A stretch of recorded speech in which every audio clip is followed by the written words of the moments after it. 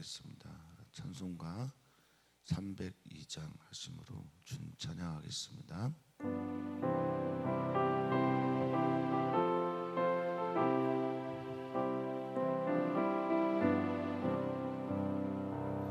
내 주 하나님 넓고 큰 은혜는 저 큰 바다보다 깊다. 너 곧 밧줄을 굴러 깊은 데로 저 한가운데 가보라.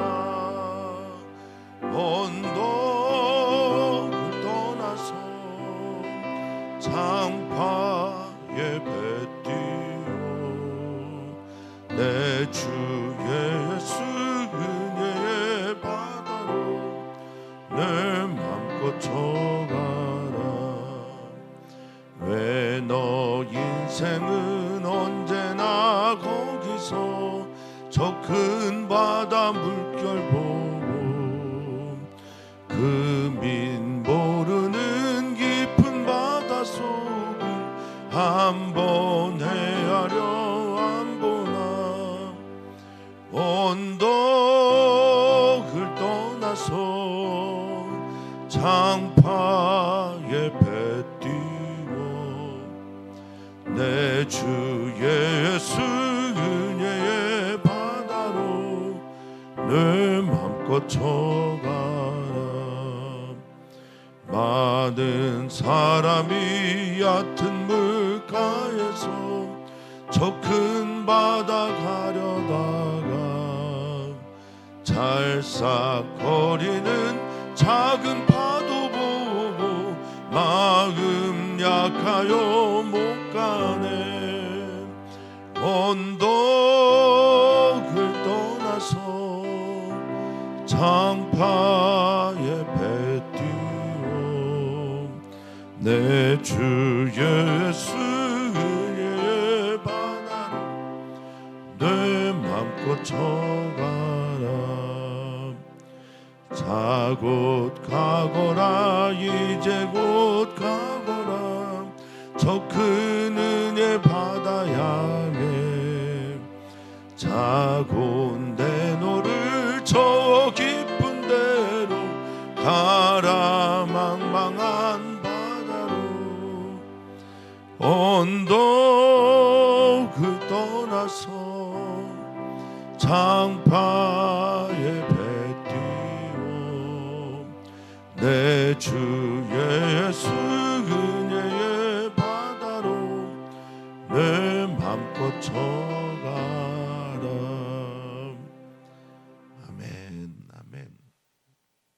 주님, 오늘 이곳에 임하여 주시옵소서. 이곳에 임하여 주신 주님께서 그렇게 약속하시고 말씀하신 대로 우리에게 일용할 양식을 베풀어 주시옵소서. 오늘 이곳에 임하신 주님을 우리가 믿고 발견할 때 또한 오늘 우리가 어디에 있든지 그곳에 주님이 임하실 것을 믿습니다. 주님, 상천하지에 우리 하나님 안 계신 곳이 없으니 우리가 있는 모든 곳에서 주님을 발견하는 은혜를 더하여 주시옵소서. 오늘 말씀 앞에 섭니다. 주님의 말씀을 주님의 말씀으로 듣는 귀가 열리게 하여 주시옵소서. 감사함 예수님의 이름으로 기도하옵나이다. 아멘. 하나님 말씀입니다. 하나님 말씀은 시편 107편 23절에서 43절까지입니다. 한 목소리로 읽도록 하겠습니다. 배들을 바다에 띄우며 큰 물에서 일을 하는 자는 여호와께서 행하신 일들과 그의 기이한 일들을 깊은 바다에서 보나니 여호와께서 명령하신즉 광풍이 일어나 바다 물결을 일으키는도다. 그들이 하늘로 솟구쳤다가 깊은 곳으로 내려가나니 그 위험 때문에 그들의 영혼이 녹는도다. 그들이 이리저리 구르며 취한 자같이 비틀거리니 그들의 모든 지각이 혼돈 속에 빠지는도다. 이에 그들이 그들의 고통 때문에 여호와께 부르짖으매 그가 그들의 고통에서 그들을 인도하여 내시고 광풍을 고요하게 하사 물결도 잔잔하게 하시는도다. 그들이 평온함으로 말미암아 기뻐하는 중에 여호와께서 그들이 바라는 항구로 인도하시는도다. 여호와의 인자하심과 인생에게 행하신 기적으로 말미암아 그를 찬송할지로다. 백성의 모임에서 그를 높이며 장로들의 자리에서 그를 찬송할지로다. 여호와께서는 강이 변하여 광야가 되게 하시며 샘이 변하여 마른 땅이 되게 하시며 그 주민의 악으로 말미암아 옥토가 변하여 염전이 되게 하시며 또 광야가 변하여 붓이 되게 하시며 마른 땅이 변하여 샘물이 되게 하시고 줄인 자들로 거기에 살게 하사 그들이 거주할 성읍을 준비하게 하시며 밭에 포종하며 파도원을 재배하며 풍성한 소출을 거두게 하시며 또 복을 주사 그들이 크게 번성하게 하시고 그의 가축이 감소하지 아니하게 하실지라도 다시 압박과 재난과 우환을 통하여 그들의 수를 줄이시며 낮추시는도다.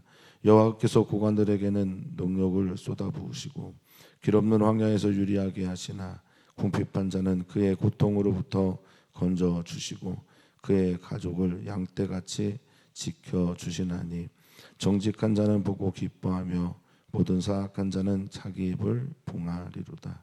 지혜 있는 자들은 이러한 일들을 지켜보고 여호와의 인자하심을 깨달으리로다. 아멘. 아멘. 시편은 전체적으로 총 5권으로 구성이 되어 있다. 것을 말씀을 드렸었는데요. 그 5권의 5번째 권의 시작이 107편입니다. 어느 곳에서 또 무엇을 하든지 그곳에서 우리를 선하게 인도하시는 하나님을 발견하고 고백하며 감사하며 찬양하자라는 시이고, 이 시를 통해서 참 지혜가 무엇인지를 알려주는 교훈의 시이기도 합니다. 시편은 공동체 예배에서 공공의 고백으로 찬양과 기도를 할 때 대부분 쓰였습니다. 오늘 이 시를 통해서 그 공동체에서 원했던 것은 같은 기억을 공유하자, 같은 고백을 하자. 그래서 하나님과 함께 같은 이야기를 만들어 보자라는 것이 이 시의 어떤 주된 바람이고 목적일 수도 있겠다 싶습니다. 오늘 우리 사랑하는 성도님들과 함께 나누는 이 시를 통해서 나의 하나님이 어떻게 우리와 함께 하셨는지를 같이 공유하고, 또한 그 하나님과 함께 만들어가는 성도님들의 삶의 자리에서의 이야기를 주님의 이름으로 축복하고 응원하고 기도합니다. 승리하시기를 빕니다. 오늘은 이런 삶의 자리에서 이야기가 되죠. 그 앞에서는 사막과 광야 이야기가 있었고, 갇힌 자가 되어 감옥에 갇힌 자처럼 살 때의 이야기가 있었고, 오늘은 바다입니다. 바다는 당시 고대 근동 지역에서는 자신의 힘으로 갈 수 없는 곳이었기에 그곳에 혼돈의 괴물, 라합 같은 종류의 괴물들이 살고 있었다라고 여겨졌던 곳이고, 그곳까지도 하나님의 손 안에 있음을 고백하는 이 시는 하나님 안 계신 곳이 없고 하나님이 모든 것을 다스린다라고 하는 신앙의 세계관이 반영되어 있다라고 볼 수 있겠습니다. 우리 사랑하는 성도님들이 어디에 계시든 또 무엇을 하든 어떤 혼돈의 상황에 있든지 간에 그곳에 하나님이 계시면 그곳은 바로 하나님의 나라입니다. 배들을 바다에 띄우며 큰 물에서 일을 하는 자들, 그들을 향해 말을 하고 있습니다. 이들은 생계형인지 혹은 아니면 자신의 이익을 위해서 그렇게 하는 것인지 모르겠습니다만, 바다에서 또는 큰 물에서 배를 띄우며 일을 할 수밖에 없는 사람들에게 그는 말합니다. 이 시는 고백하고 있습니다. 바다도 하나님이 계신 곳이다 라는 겁니다. 그런데 중요한 것은 우리가 그곳에서도 하나님이 계심을 볼 수 있는 눈이어야겠죠.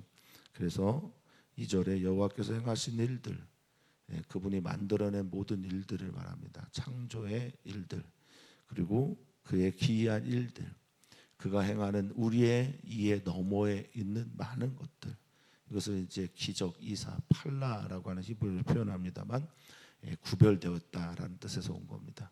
이 일들을 어디에서 본다고 합니까? 깊은 바다에서 본다라고 그는 말하고 있습니다.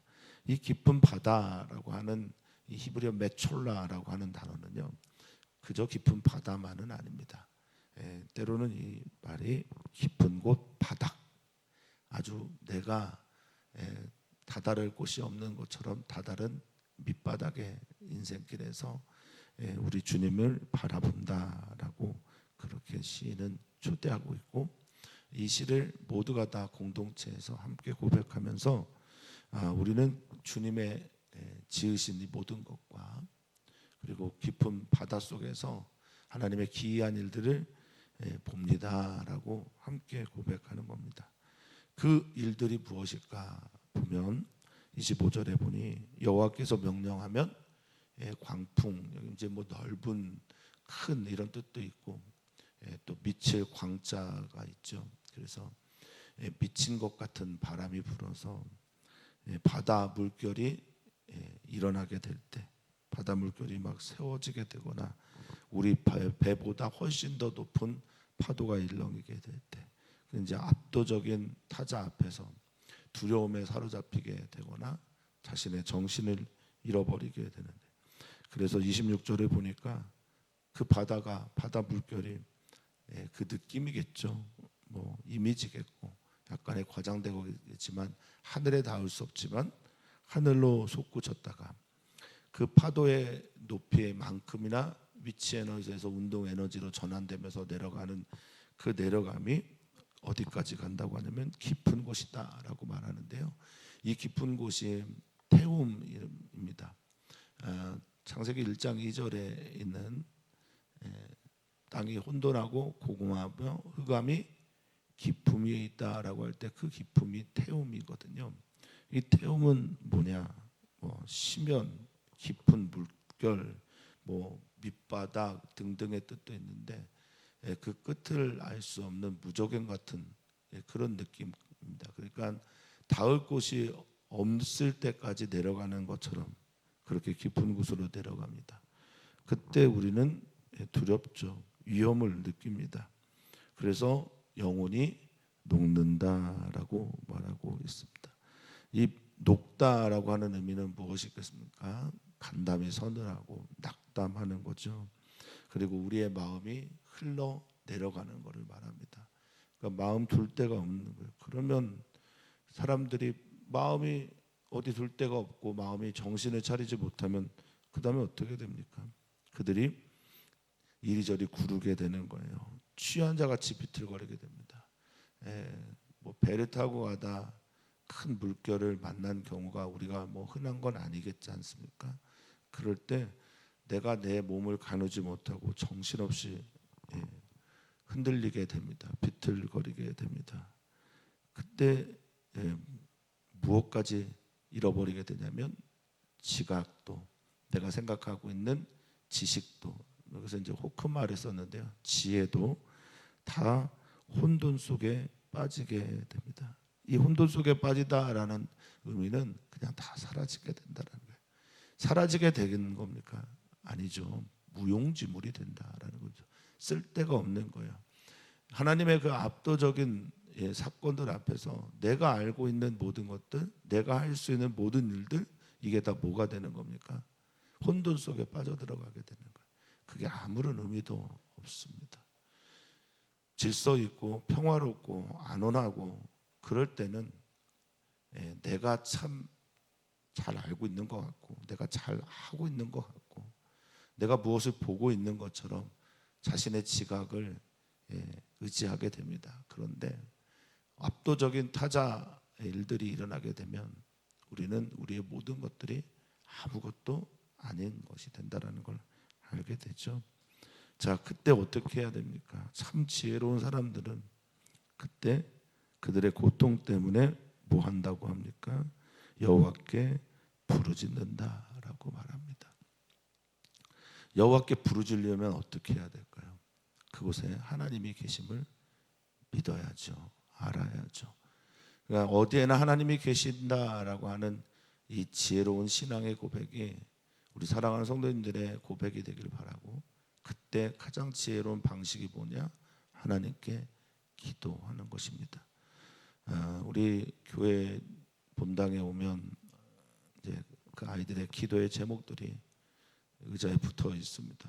우리 힘으로 할 수 있는 일은 사실 별로 없습니다. 우리가 할 수 있는 것이라고는 그저 하나님께 이 시인처럼 부르짖고 우는 것밖에 없을 것입니다. 간절한 마음으로 하나님께 기도하시기를, 또 어떤 일을 만나든지 하나님께 부르짖으며 나아가기를 주님의 이름으로 축복합니다. 여기 고통이란 단어가 2번 반복이 됩니다. 앞에 있는 고통, 차르는 적, 좁아짐 등을 말하고, 뒤에 있는 고통도 같은 의미인데 메촐라라고 합니다. 근데 둘 다 고통이라고 하는 의미를 쓰면서 메추카라고 하는데, 이 둘 다 우리에게 주는 의미가 무엇일까? 그래서 저는 이렇게 그냥 보았습니다. 앞에 있는 고통, 육체적인 고통, 뒤에 있는 고통, 마음의 고통. 그래서 심신이 다 고통스러울 때 하나님께서는 그 부르짖음에 반응하시고 그들의 고통에서 그들을 인도하여 내신다라고 하는 겁니다. 둘 다 좁아져서 움싹달싹 못하는 그런 상태이고요. 둘 다 좁아진 상태에서 고통이 피할 수 없는 고생으로 우리에게 이어질 때입니다. 하나님께서 그것을 나가게 하신다랍니다. 광풍도 하나님 앞에서 고요하게 되고 물결도 잔잔하게 되는 겁니다. 하나님께서 이런 일을 안 만드시면 되잖아요. 바다에서 큰 물에서 일을 하다가 이런 광풍이나 또는 압도적인 파도나 내 힘으로 어떻게 할 수 없는 그런 일들을 안 만나면 되는 건 아니겠습니까? 그런데 왜 만나게 하실까? 이것이 우리들의 질문이기도 하지만, 우리는 그 일들에 대해서 왜라고 하는 것에 만족스러운 답을 얻지 못할 때가 있습니다. 그게 우리 인생이죠. 그런 하나님 왜 그렇게 하셨습니까가 아니라 우리가 이 일을 통해서 무엇을 얻어야 할지를 주님께 물어야 할 것이라고 여겨집니다. 사랑하는 성도님들, 왜라는 질문보다 나는 이를 통해서 하나님께 무엇을 얻을 수 있을까? 그렇습니다. 하나님은 우리를 선하게 인도하시는 하나님이십니다. 어떤 경우에도 내가 알지 못하는 상황에서도 하나님은 우리를 사랑으로 인도하시는 분임을 믿으시기를 축복합니다. 30절은 말합니다. 그들이 평온함으로 말미암아 기뻐하는 중에, 그들이 자신에게 찾아온 이 안온함과 평안함 때문에 기뻐하며 즐거워할 때 하나님께서 그들이 바라는 항구로 인도하신다라고 말하고 있습니다. 평온할 땐 하나님 주신 은혜로 기뻐하시고, 고통과 고난이 찾아올 땐 하나님을 향하여 부르짖으면서 하나님께서 우리가 바라는 항구로, 여기 바라다라고 하는 히브리어가 헤페츠인데요, 이것은 기쁨, 의도, 내가 의도하는 대로 내가 기뻐하는 곳으로, 나를 만족시키는 곳으로 우리 주님께서 그 항구로 인도하신다라는 겁니다. 따라서 우리는 하나님께 고백합니다. 31절 말씀 같이 읽을까요? 여호와의 인자하심과 인생에게 행하신 기적으로 말미암아 그를 찬송할지로다. 아멘. 그리고 감사하며 찬양합니다. 백성의 모임에서, 오늘 이 예배의 자리에서 우리가 모였을 때 하나님이 어떤 분인지를 바라보는 위를 향한 바라봄이 우리에게 있어야 하고, 백성의 모임에서는 그를 높이며, 또 장로들의 자리에서, 이 장로들은 당시에 지도자들 그룹이겠죠. 그래서 그룹에서 그를 찬송하라라고 말하고 있습니다. 마땅하죠. 하나님이 하신 일들을 본다면 마땅합니다. 하나님은 전능하신 분이시며 하나님은 우리를 전적인 선으로 인도하시는 분입니다. 여기에 이 찬양하다라고 하는 31절의 찬송은 야다라고 하는 의미라, 손을 들어 하나님께 감사와 찬양과 영광을 돌리는 것이라면, 32절의 찬송하다라고 하는 것은 여기서 이제 할렐루야가 나오는데요, 원이 할랄입니다. 할랄이라고 하는 단어는 명백하게 하다라는 겁니다. 비추다라는 겁니다. 보이다라는 겁니다.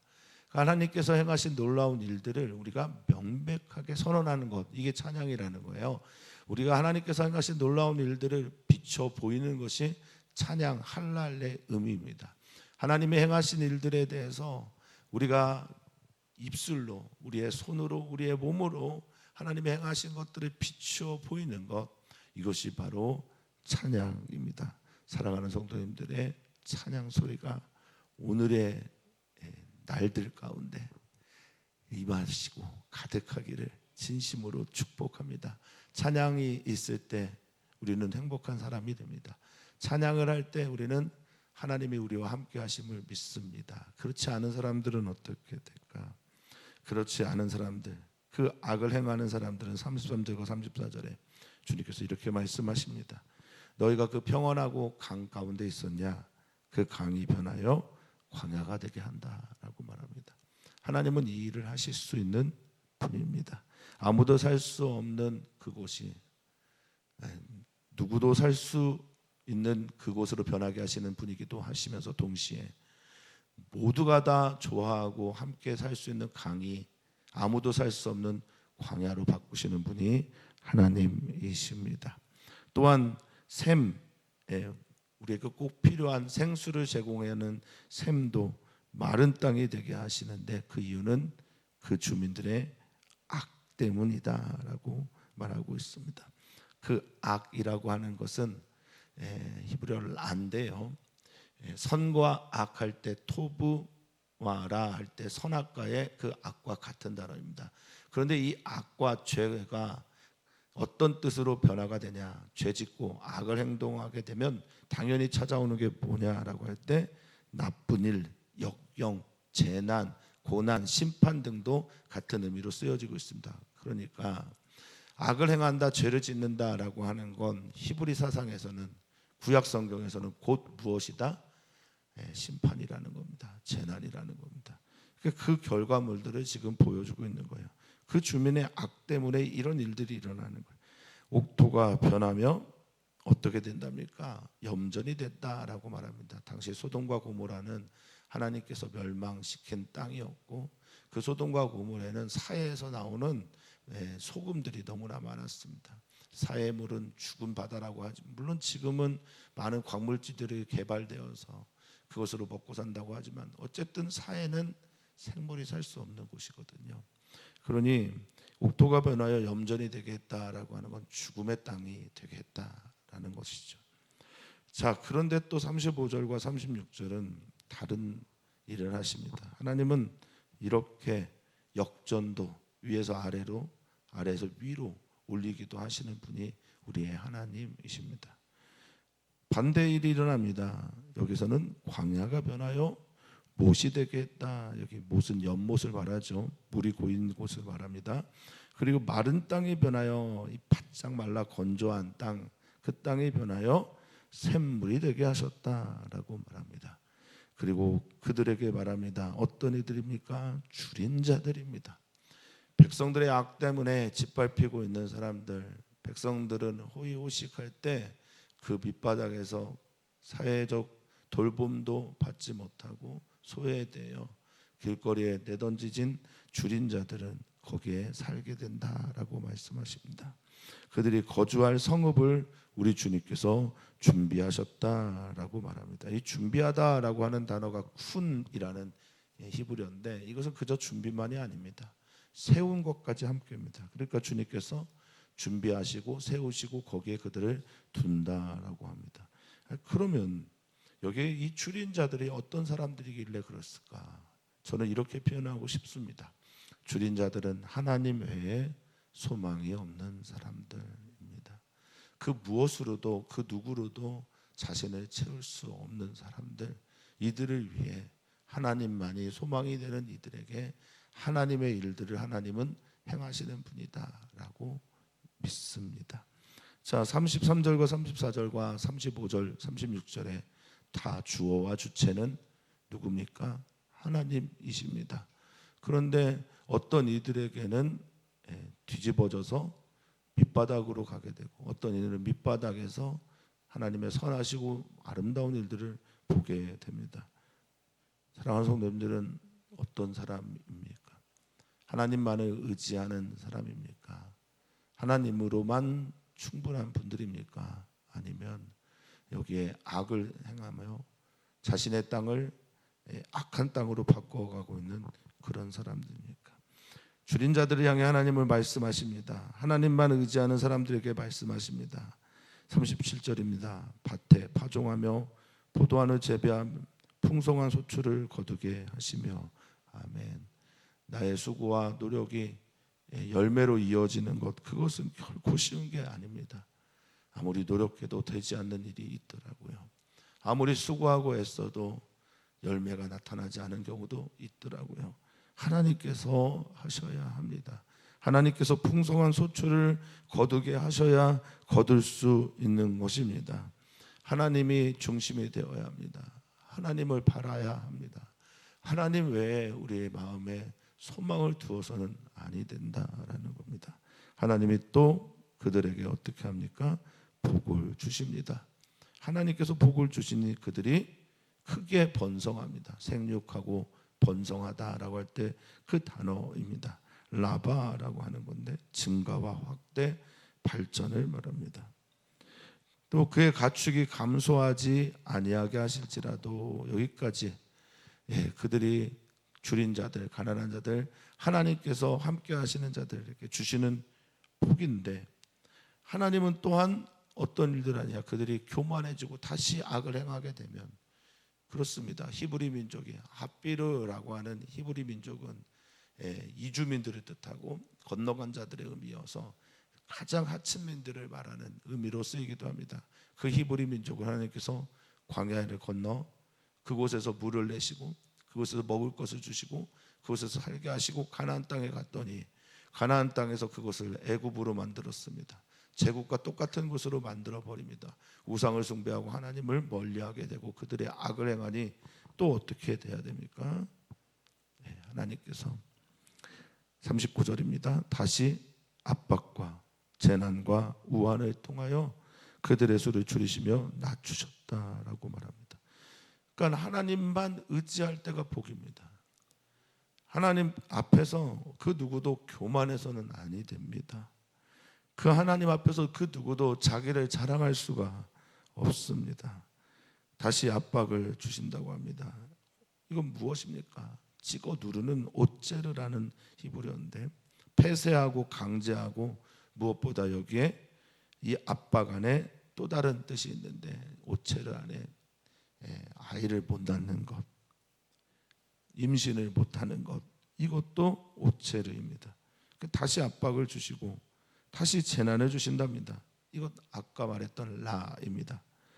그리고 우환, 고통과 비통과 슬픔과 눈물이 가득한 일들을 주셔서 그들의 수를 줄이고 낮추십니다. 그러면 어떤 상태가 됩니까? 36절에 다시 줄인 자들이 되는 거죠. 하나님만 의지하는 자가 되는 겁니다. 여호와 하나님은 고관들, 이 고관들은 많은 것을 가지고 있는 사람들이죠. 그래서 뭐 폭군이란 뜻도 있고 귀인이란 말도 있고 관대하다는 뜻도 있는데, 어쨌든 이 고관들에게 능욕을 주신다라고 말합니다. 부끄러운 일들을 행하게 하시고 부끄러운 일들이 일어나게 하시고 그것들을 쏟아붓는데요.